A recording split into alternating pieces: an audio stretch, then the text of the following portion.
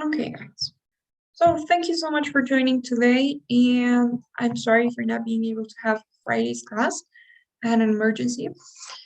But today we'll be making up for that class, and we'll continue doing what we needed to do on Friday, which is practice speaking task, speaking question number 3, right? Remember last week on Thursday, we looked at question 3, which is the academic question. We're gonna see it so that you guys remember what we're talking about. Remember that in that question 3, what you needed to do was first read an academic text where you had a title and it was a key concept on an academic subject, and you had to find the definition of the text. The definition of the concept in the text, right?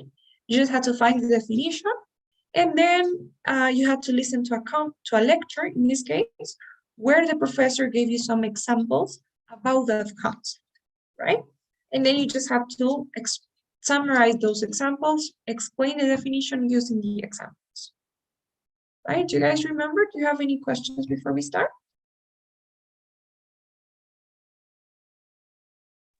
No, remember no question.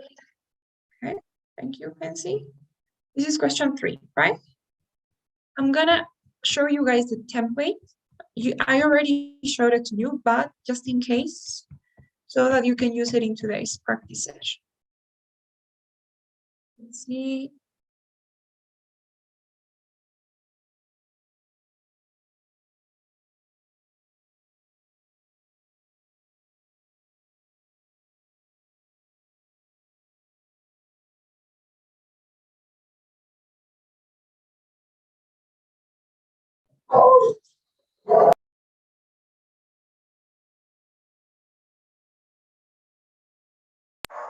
Okay, guys. So this is the template. Please, if you can take a screenshot so that you have it and you use it during our class.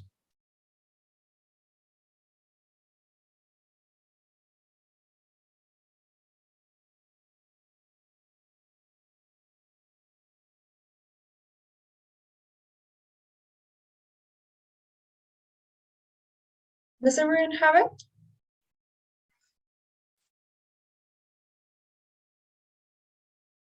Okay, guys. So let's start then. We're going to be working on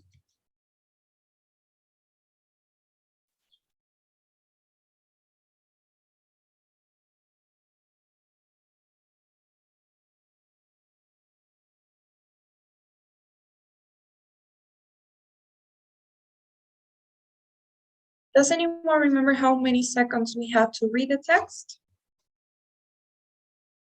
45. Exactly. So in that case, this is the first question we're going to be working on. I'm going to give you guys 45 seconds for you to read the text. So let's see our timer.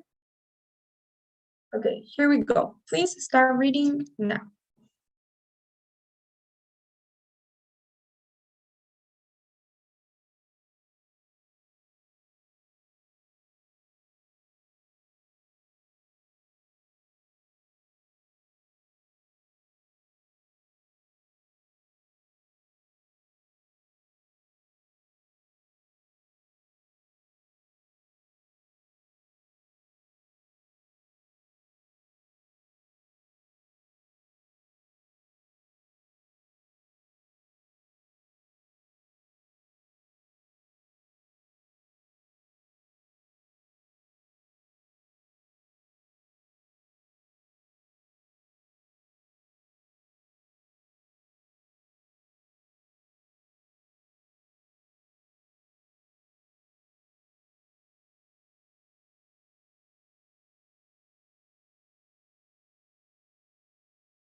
Now listen to part of a lecture in a psychology class. Okay, so this comes up a lot when people make career decisions. A friend of mine from college always wanted to be a film reviewer. He was a film major and he loved movies. Most of all, he loved to write about movies. So when he graduated, he looked for a job as a film reviewer for a newspaper because, as a film reviewer, he'd get to see films for free and would be paid to write about them. That's what he loved. But he couldn't find a job as a film reviewer. So he took a position as a news reporter instead for a newspaper, investigating stories, writing about events, what news reporters do. Now, at first, my friend wasn't sure he'd be any good at this. He'd never been a news reporter before. But eventually, he adjusted and gained confidence, and he got used to the job. And he realized he was actually a pretty good reporter. Anyway, here's the thing. After a few years, the film reviewer for the newspaper where he worked quit, and my friend was offered her job. This was his dream, right? His opportunity to be a film reviewer had finally come, and the new job would actually pay more, too. But did he take the job? Nope, he turned it down. He told me he'd gotten used to being a news reporter, and he just didn't want to try something else. It seemed like too big of a change since, well, there was a chance that the new job might not work out. Yes. Now, using the example from the lecture, explain the comfort zone bias. Now you have 30 seconds to prepare your responses.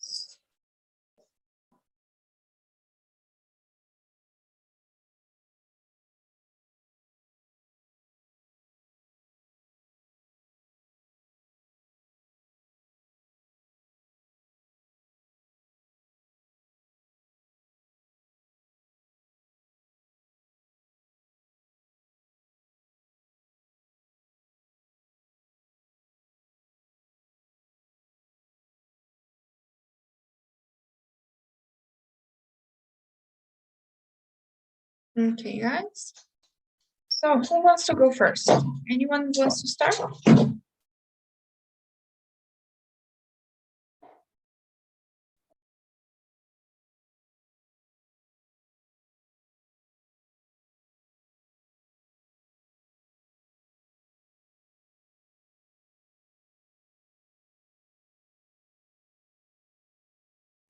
Maybe Lorena? Do you want to try first?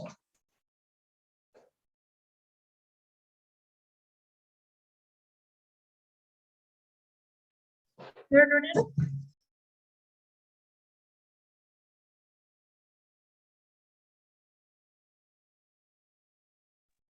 Are you there, Lorena? Sorry, I wasn't paying attention. Sorry. Okay, no problem. What about you, Nicolas? Do you think you can try? Yeah, but I didn't catch very good the audio. I didn't understand some things they say. Okay, so try with what you have and we'll see. Okay, yeah. Well, in the text, it says that there's two there's a comfort zone. In the audio, it was a film reviewer who didn't who was offered to give a new job, but he didn't take it because he wanted to stay in his comfort zone. Yeah, because it was more well, I'm much more comfortable, and yeah, I don't know what to say. Nicolas, great. So it wasn't bad. Remember, if you have some extra seconds, go with a conclusion, right? Don't say that you don't know what to say. Tell me, and this is a great example of what comfort zone bias is, right? Confidence over everything. So it was really good, but I would work on a few things. The first one is in terms of the structure, in terms of the template. You're not using the template that we used, right? You said in the textbook, it says that comfort zone. And then you said in the audio, there was a So honestly, that's not very good vocabulary to use, and it's not so appropriate to this question. So what I would say, well, what you have to say is according to the reading or according to the text, if you want, and then mention the title, right, which is this one. Comfort zone bias is defined as, and you have to tell me the definition. The tendency of remaining in your comfort zone, right? And then you have to have a transition where you say, furthermore, in the lecture, the professor gives the example of his friend who was a film major, right? And then try to maybe, I really like the fact that you summarize the example, focusing on what was important, because you focused on the resolution, right? How his friend didn't take the job, even though this was his dream job. He didn't take this great opportunity because he was experiencing comfort zone bias, right? He wanted to stay in his comfort zone. He didn't want to take the risk. So I love the fact that you focused only on that information and you summarize it. Honestly, that's a great skill to have, to be able to summarize the examples and explain only the part that's relevant to the task. So really well done in that sense, but I would work on the other things, right? In terms of the structure and the template.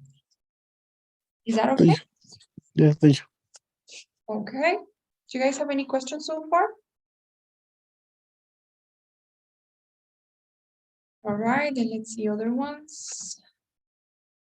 Let's do this one here. So same thing as the previous one, you will have 45 seconds to read the text. Please begin.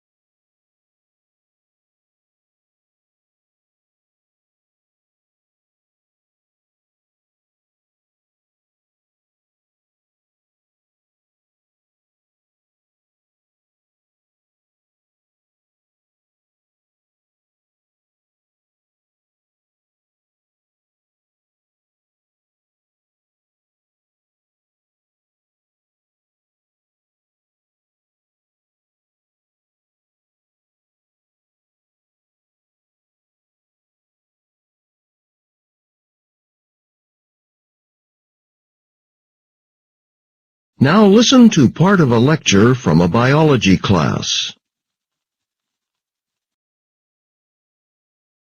There's a large tropical insect called the peanut bug. Yes, like the peanuts that you eat.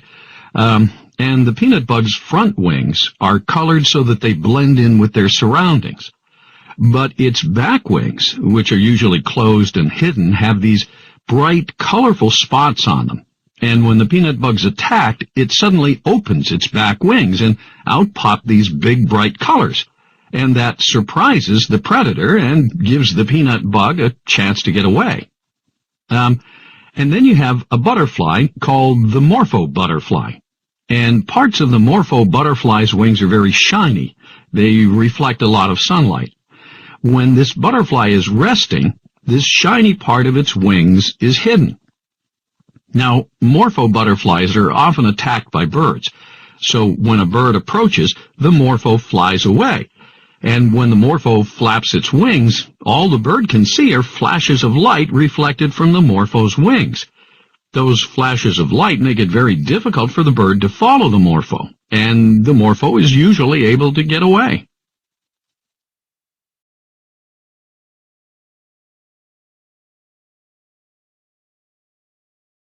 Okay. Now, using the examples from the peanut bag and the morpho butterfly, explain the concept of revealing coloration. Now you guys will have 30 seconds to prepare your responses.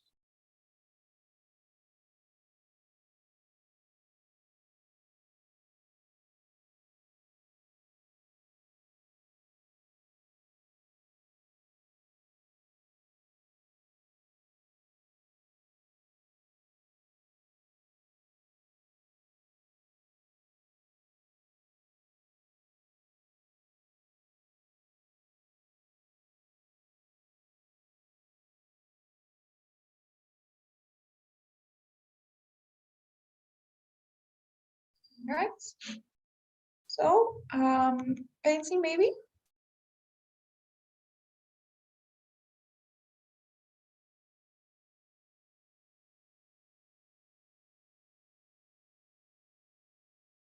to go, you can see?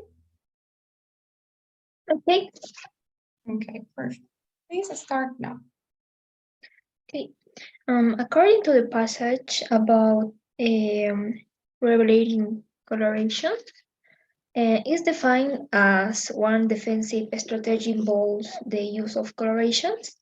And in the lecture, the professor gives the example of the peanut bug and the morpho butterfly. And first, the peanut bug is when the color blending surrounding them, and this open his back, and predator has a surprise. And in the marble butterflies,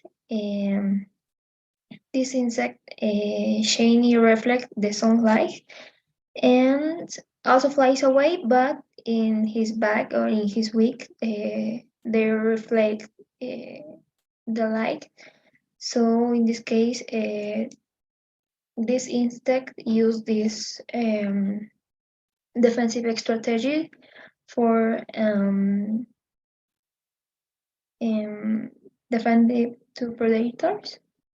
Okay.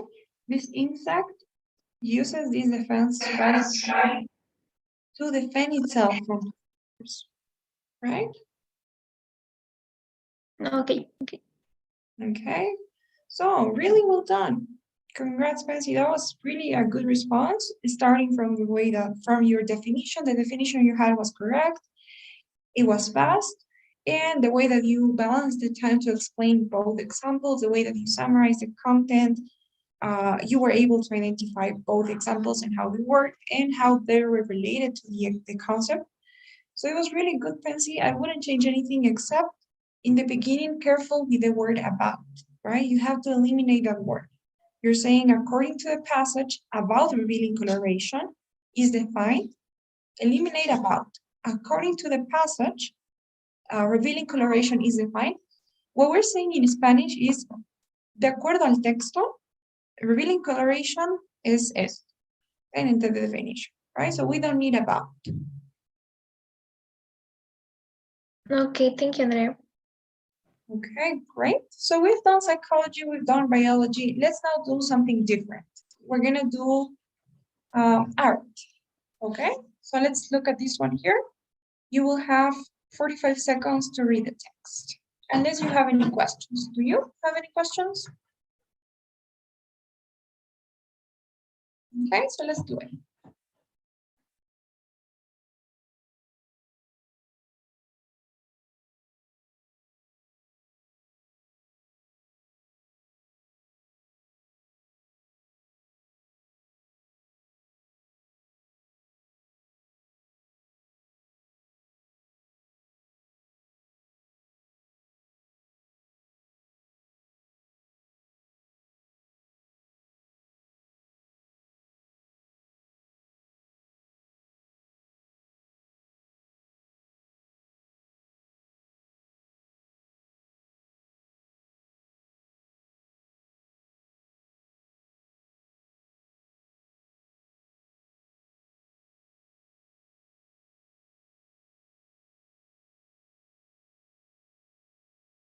Now listen to part of a lecture in an art history class.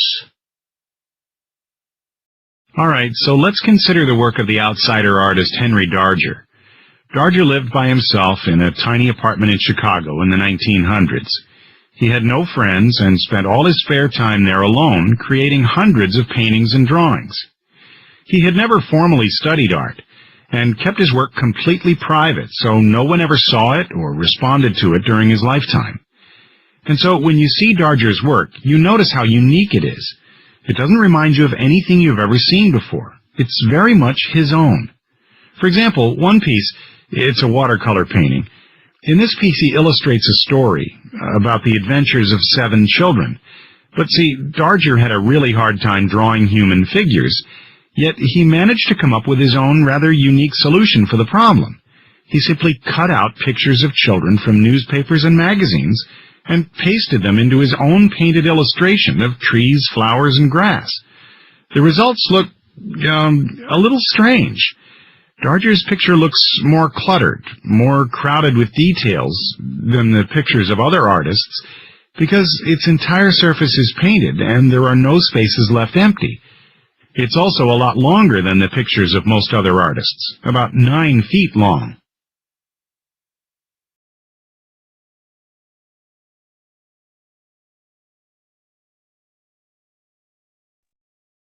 Okay, now the question says, explain why Henry Darger is considered as an outsider artist. Now you'll have 30 seconds to prepare your responses.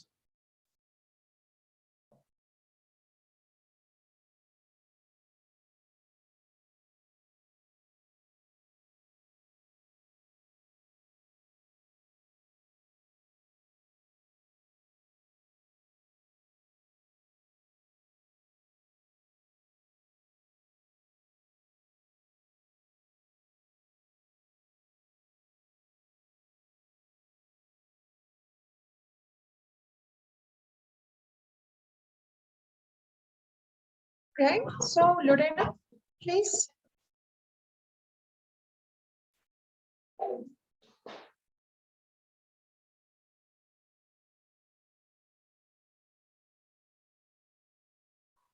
Are you there, Lorena?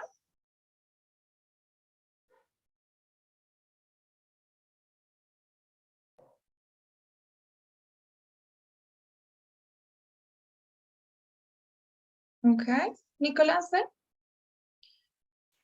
please start now. No, sorry. I didn't catch the audio. Sorry. Let's go with what you have. I don't really. I don't pay attention. Sorry. Okay. Fancy then? Okay, I can try. Okay, go ahead. Okay, according to the passage, outsider art is defined. It describes when the art made by people who choose live and work outside society. And in the lecture, the professor gives the example of Henry Darger, that is considered as an outsider artist, because in Chicago in the 1900s,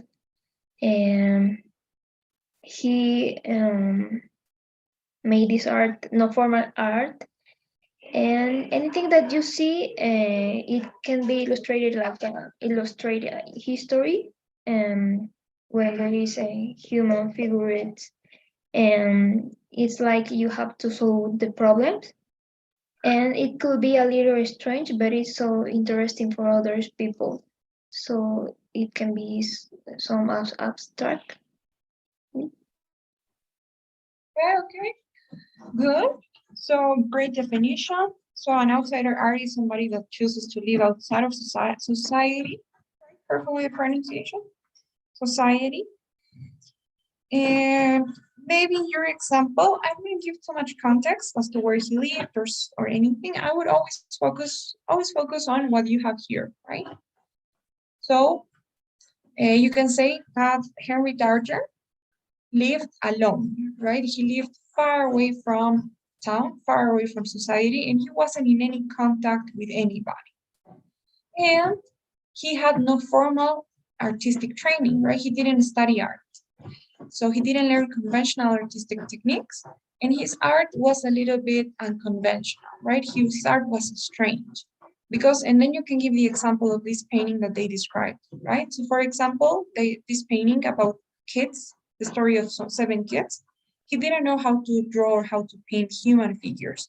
So what he did is he cut off human figures from magazines and he pasted them in the canvas, and everything was a mess. You know, they hadn't the correct proportions. Everything was filled with details. So it was very different to the traditional art. So maybe I focus always on what you have here. You know, what makes him an outsider artist? It's his art that was really strange, right? Really unconventional, and his way of living, the way that he lived outside of society with no artistic training and so forth. So yeah, I know it may be a little bit harder because we haven't seen any art topics yet, but are, even though it's not as common as psychology, biology, or business, I've seen a couple of them. So some art vocabulary could also be good. Okay, Andrea, thank you. Okay, guys. So now let's do this one here. Let's do business, right? We haven't done business.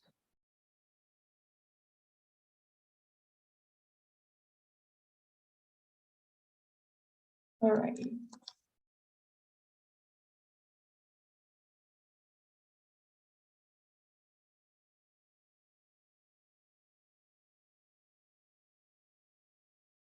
No.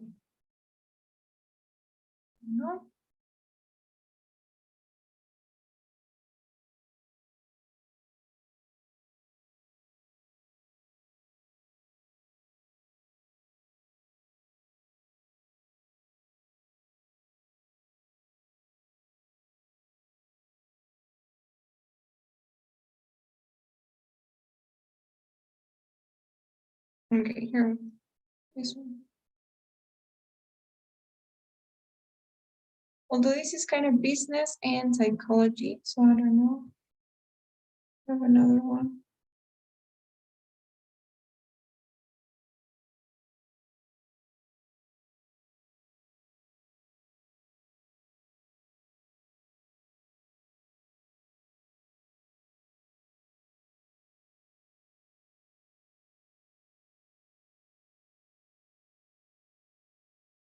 Okay, this one here. This is business. So you guys will now have 45 seconds to read the text.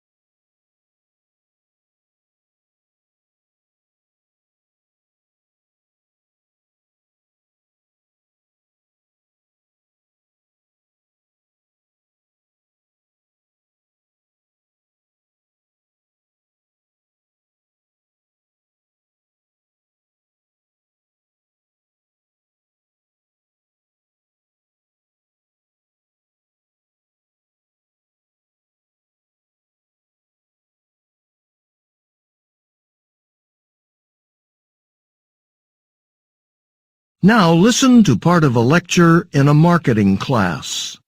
You know, there are lots of different companies out there that make and sell cookies or biscuits. But there's one company, Big Bear Cookies, that has used this technique to sell more cookies than all its competitors. How? Well, the company has this animal character called Big Bear that it uses in all of its advertising.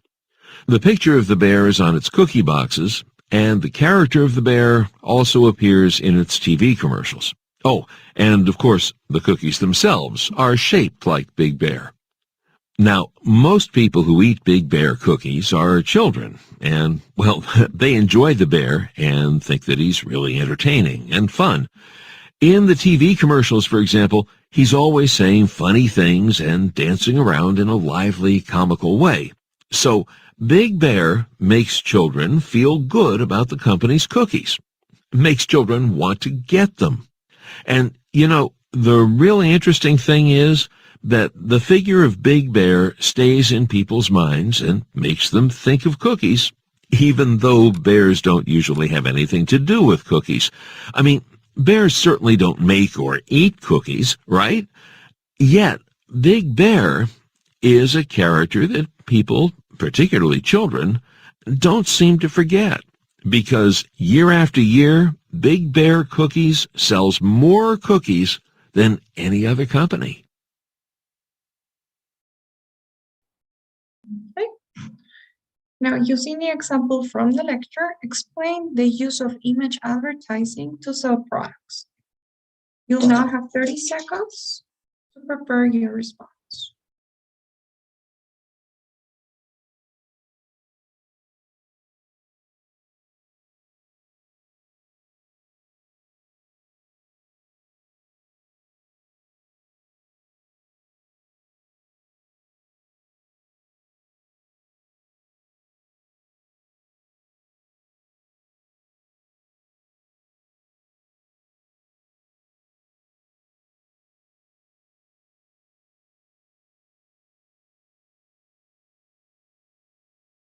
You guys? So, Lorena, are you there?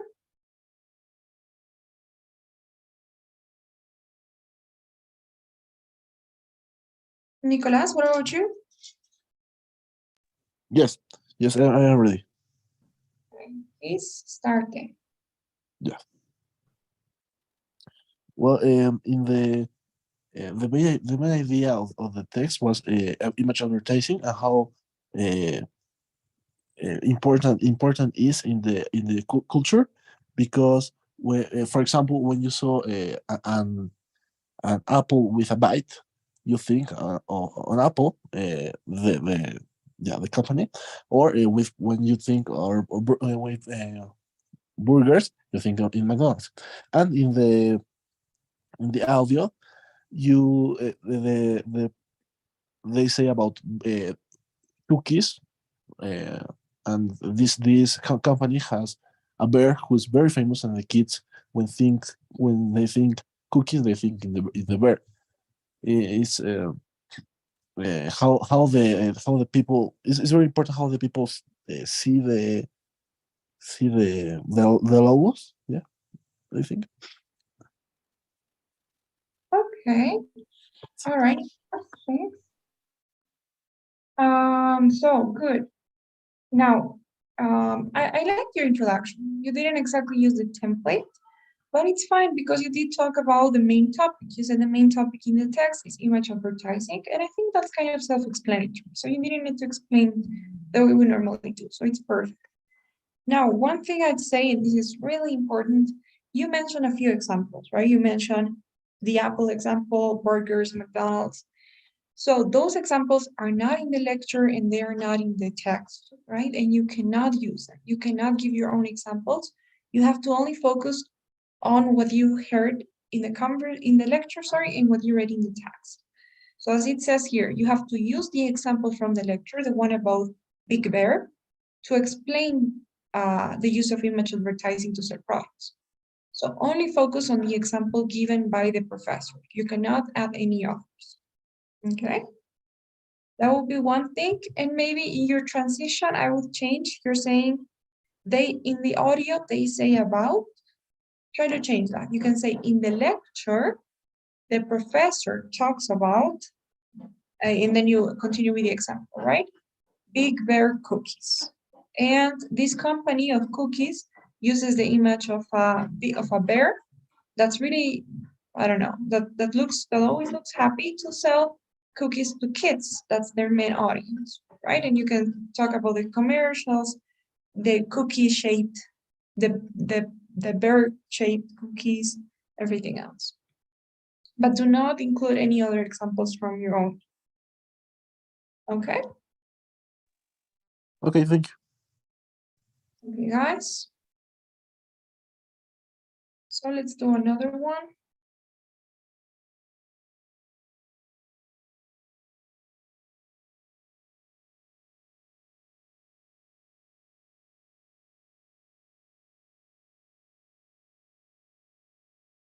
Okay. This one here. So it will be the same. You guys will have 45 seconds to read the text.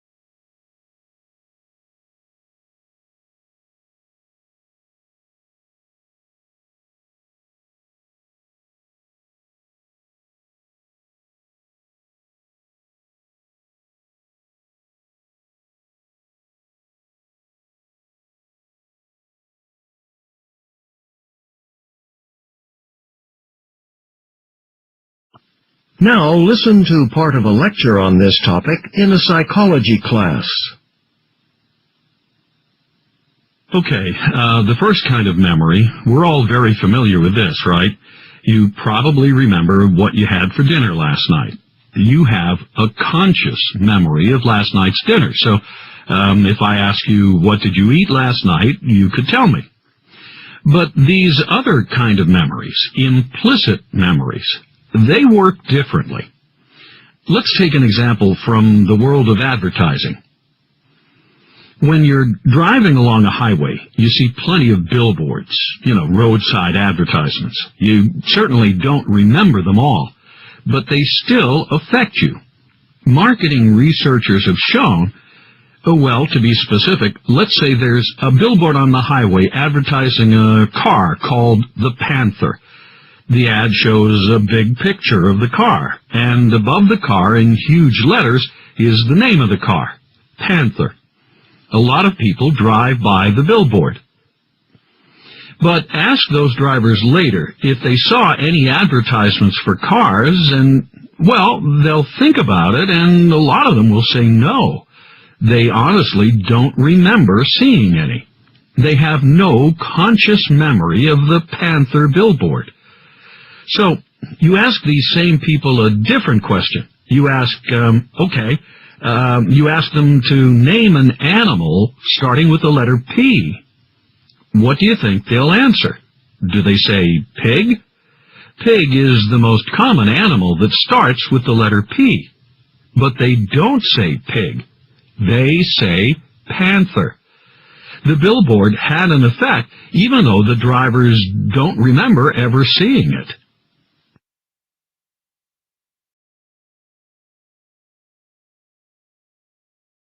Now pay attention to the question. It says, using the example of the car advertisement, explain what is meant by implicit memory. Okay, now you have 30 seconds to prepare your responses.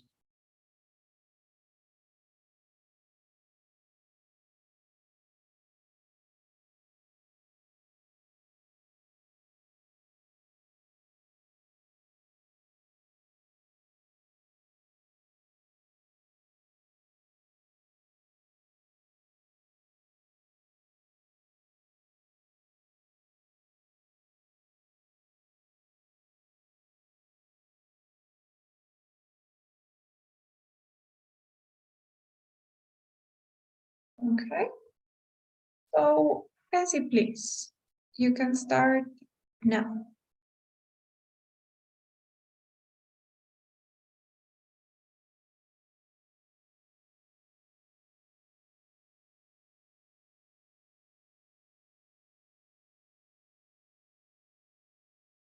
Are you there, Betsy? Andre, I'm here. I'm sorry, I didn't hear you. Okay, I can start. Okay, go ahead. Okay. According to the passage, explicit and implicit memories is defined as implicit is not conscious, and explicit is can be a kind of mind conscious or intentional recollection of different memories. And in the lecture, the professor explains these examples about the car advertisement.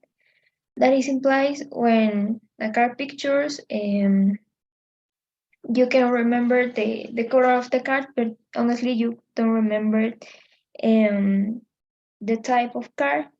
And it offers, it also explains about different examples, like when someone asks you for animal with letter P, you always say the common, a common animal like pig or others.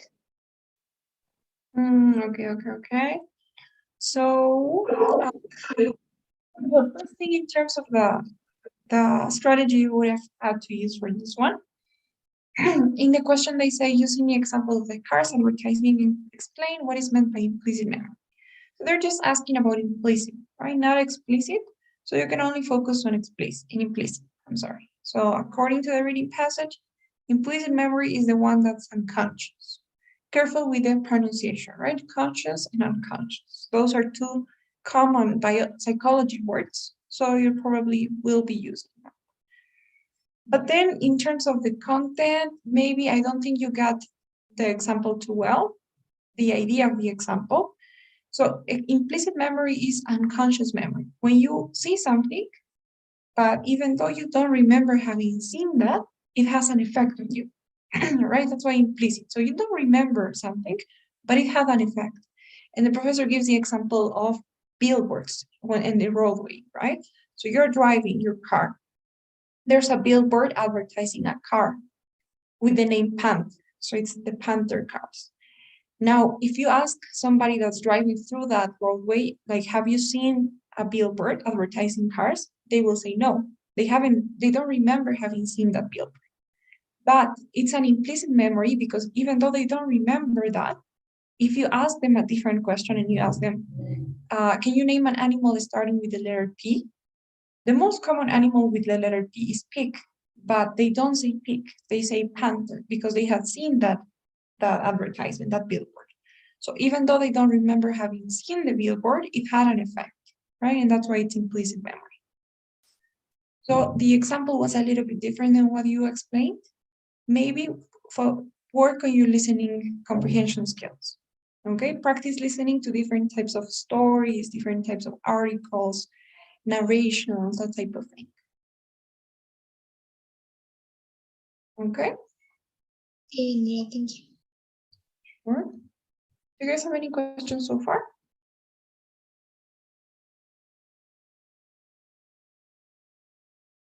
Okay, guys, let's do another one there.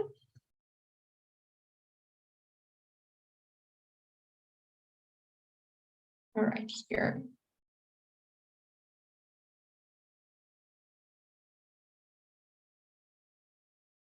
So here. So it'll be the same. You guys will have 45 seconds to read the text.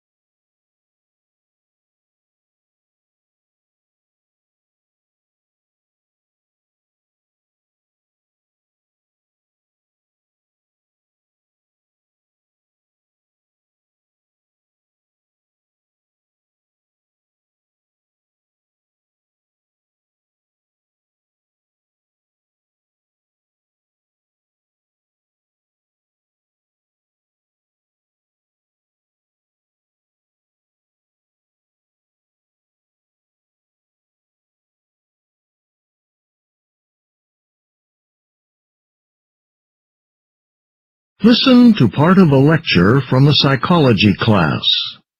So, I have a personal example. Some years back, my wife and I were looking for a house to buy. We found this great old house out in the country. But my wife had her doubts about it. She noticed the house wasn't in very good condition. It was a little run down and probably needed some repairs. But I really fell in love with the architecture of the house, the unusual way it was designed and built. So I convinced my wife that we could hire people to fix it up and, make the house nice. We decided to buy it and live there after the repairs were finished. Well, the workers we hired to repair the house soon discovered things were worse than I'd thought. It turned out that the roof was damaged and needed expensive repairs. After the roof was repaired, the workers discovered the house had electrical problems. Most of the wiring was bad and would have to be replaced at a huge cost. Well, at this point, my wife reminded me of her earlier doubts about the house and wondered if we could ever get it in good shape.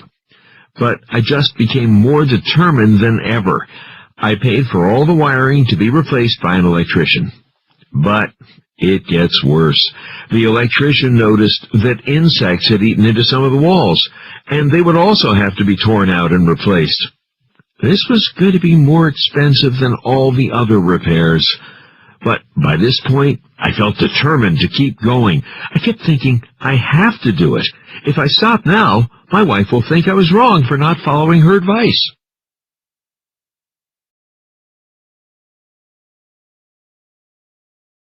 Now, explain how the example from the professor's lecture illustrates irrational commitment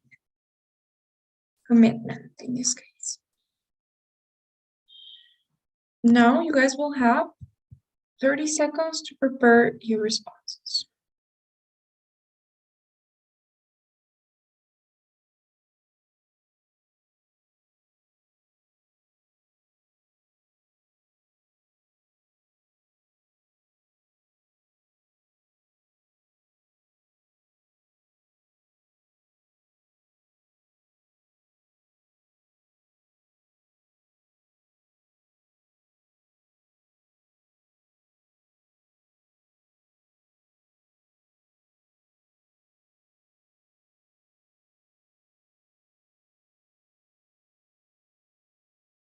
Okay. So, Lorena, are you there? Then maybe Nicolas? Yeah, yeah. It was very difficult for me the understanding the audio, but yeah, I'm trying. Okay. The irrational commitment is when you have a lot of these disadvantages and a lot of bad things happening, but you still want to complete your goal. In the audio, they say that a husband needs to repair the house. A lot of bad things have the house, like the roof, the walls, the wires. But he didn't get up. Give up. Yeah, completes the house and repairs it. Hey, great, perfect. I like how you explained the example, even though you said that you didn't quite get the idea. I think you got the most important part, how how he was too committed to repairing the house and to buying the house, that even when he had to give up, he didn't give up, right? He didn't stop, he continued repairing. It's completely expensive, but he was just too committed to stop himself. So good, well done, good job. I would maybe in part of the template try to be a little bit formal. Instead of saying in the audio, they say, tell me in the lecture, the professor gives the example of. In the lecture, yeah. Okay. Okay, thank you. Yeah, any questions so far?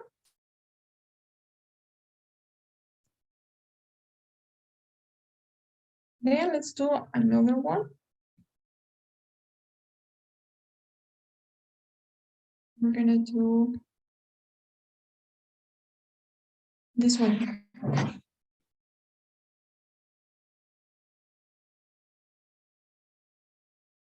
Okay.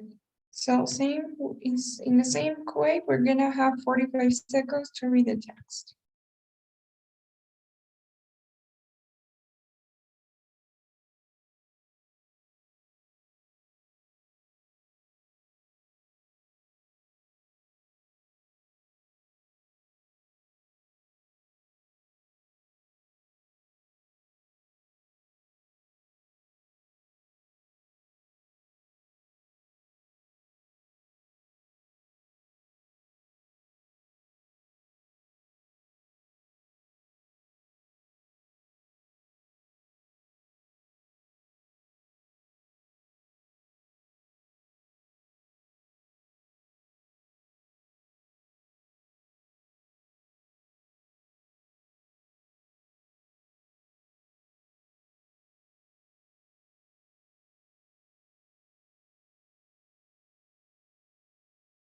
Now listen to part of a lecture in a sociology class on this topic. I have an example from my own life that illustrates this. When I first began my university studies, I became friends with a bunch of art students. They were older and fun and very creative, and I thought they were really cool. And they all liked to dress really casually, in t-shirts and jeans and sneakers. That's what they wore all the time, to class, to the library, to dinner, everywhere. T-shirts and jeans and sneakers. So that's what I started wearing too, and I fit right in, and I felt really cool. But then I graduated, moved to Chicago, and got a job. And I started working with some really bright young people who'd already been working at the company for a few years, who were already handling major responsibilities for the company. Really impressive. And sometimes some of us would get together on the weekends, maybe for a concert or a baseball game or something. And at first, I just wear a t-shirt and jeans and sneakers. That was, how I was used to dressing. But I soon noticed that my coworkers preferred to dress up a little bit. The men would wear a nice pair of pants, a button-up shirt. The women might wear a fashionable dress and some nice shoes. They dressed in clothes a lot nicer than what I was used to wearing. And I started thinking, that looks really classy, really sharp. And so I started to dress the same way they did, nicer, a little more formal. And I don't know, somehow my t-shirt and jeans and sneakers didn't seem as cool to me anymore.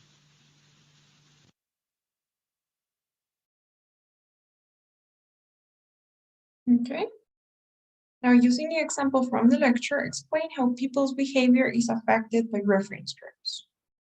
Now you'll have 30 seconds to prepare your responses.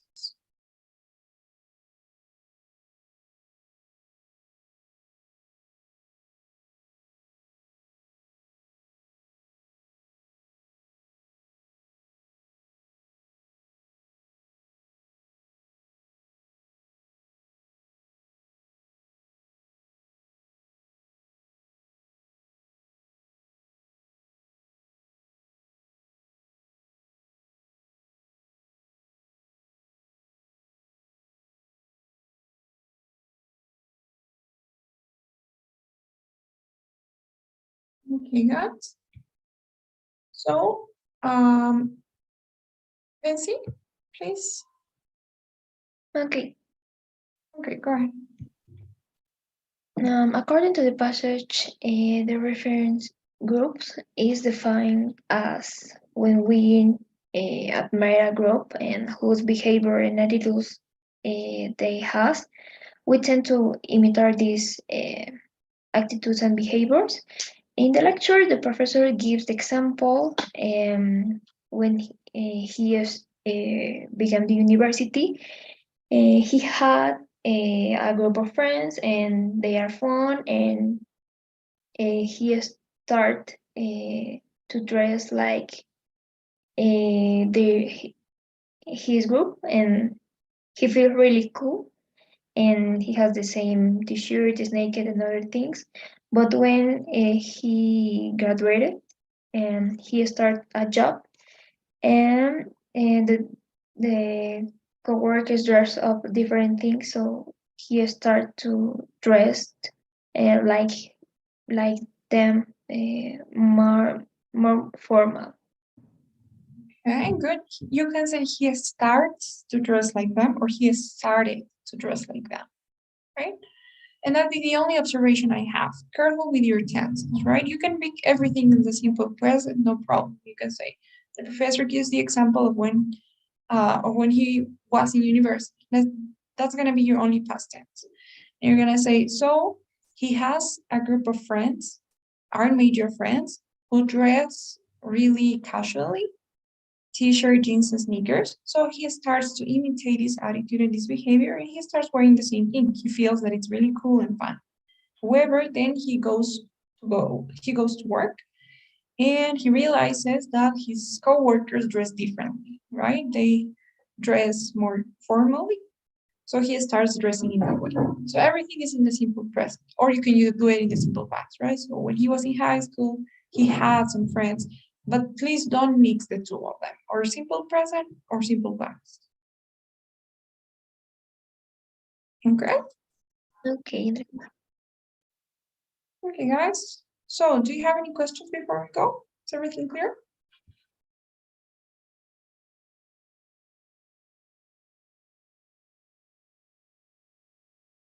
Great. Then please don't forget today's survey before you go. and I'll see you guys. I'll be seeing you all tomorrow.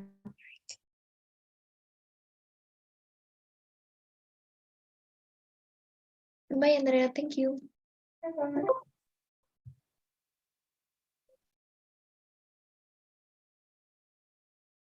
Bye, Andrea. Thank you.